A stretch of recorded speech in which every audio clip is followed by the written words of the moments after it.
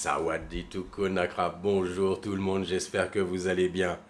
Alors, aujourd'hui, une nouvelle vidéo, et dans cette nouvelle vidéo, je vais vous parler du mensonge en Thaïlande et du fait de sauver ou perdre la face.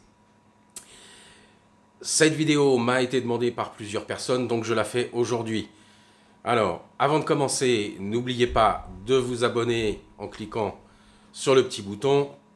Et n'oubliez pas d'activer la cloche des notifications pour les nouvelles vidéos et de mettre un pouce bleu si vous aimez cette vidéo. N'oubliez pas aussi de laisser votre commentaire en dessous la vidéo, là. Voilà. Donc, avant de commencer, générique.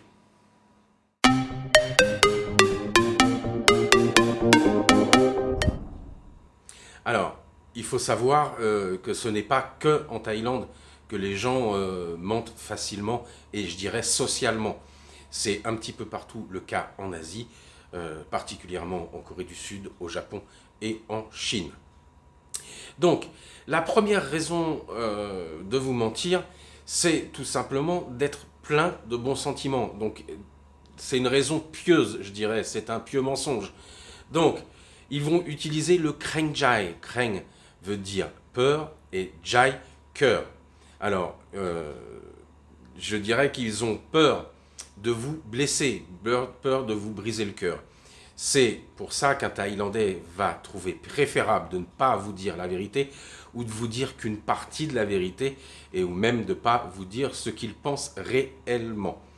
Alors, généralement, les mensonges sont bien socialement quand on ne veut pas montrer ses faiblesses. C'est ça un petit peu en Thaïlande. Alors, les choses, quand ils utilisent le kreng jai envers vous pour un mensonge pieux, c'est pour pas vous mettre, vous, ou me mettre moi, dans l'embarras, dans une position qui pourrait être inconfortable. Alors, il y a plusieurs exemples comme ça. C'est-à-dire que souvent, les Thaïs vont vous dire, ne vont pas vous dire les choses que vous faites mal. Ils vont vous le dire, ça c'est bien, mais ils ne vont pas vous dire que quelque chose est mal.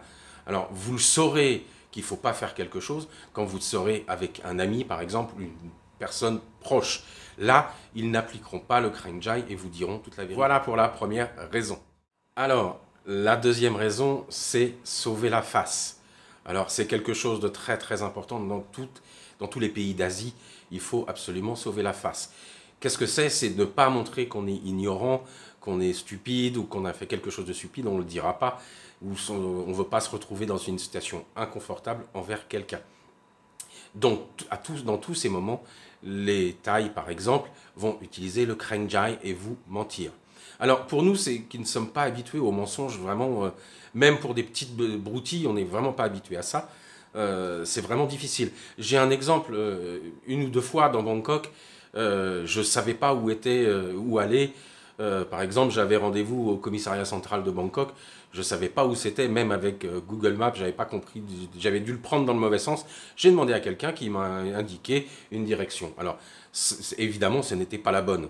Alors, comme il ne savait pas où c'était, il m'a donné une direction, ça doit être par là ou autre. Et des fois, c'est un petit peu embêtant.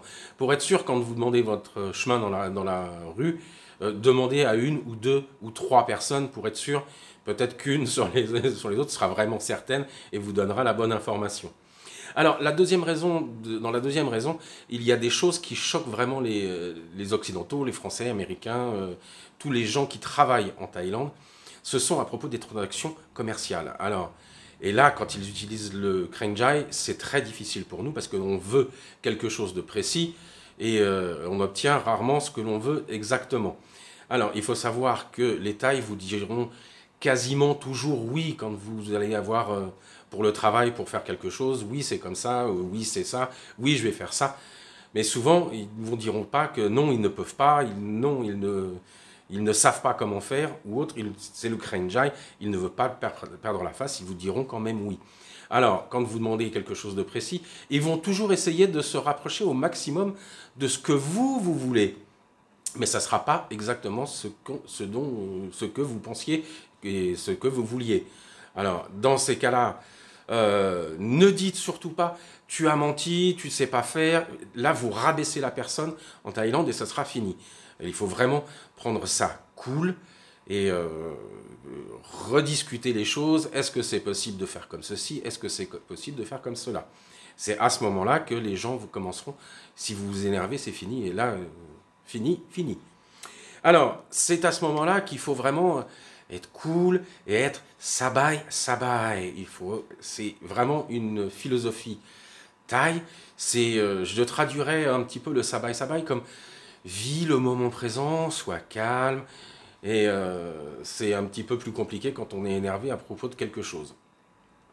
Alors, il ne faut jamais s'énerver en Thaïlande. Hein. C'est vraiment, ils détestent ça, les gens qui sont énervés et qui commencent à hausser le ton. Donc, ils vous diront sabai. Voilà. Alors, le sabai, c'est suis le mouvement. Alors, quand on est en vacances, il n'y a pas de souci. Mais quand on est au travail et qu'on fait des transactions commerciales avec des Thaïs, c'est un peu plus compliqué. Donc, il faut vraiment aller dans le sens du vent, mais il faut savoir ce que vous voulez absolument. Voilà. Alors, c'était ça, le Krenjai et le sabai. Cette vidéo est maintenant terminée et je vais vous dire au revoir. Alors, n'oubliez pas de vous abonner, de mettre un pouce et de mettre ce que vous pensez à propos du Krenjai et du sabai dans les commentaires. Je vous remercie. Au revoir. Bye bye.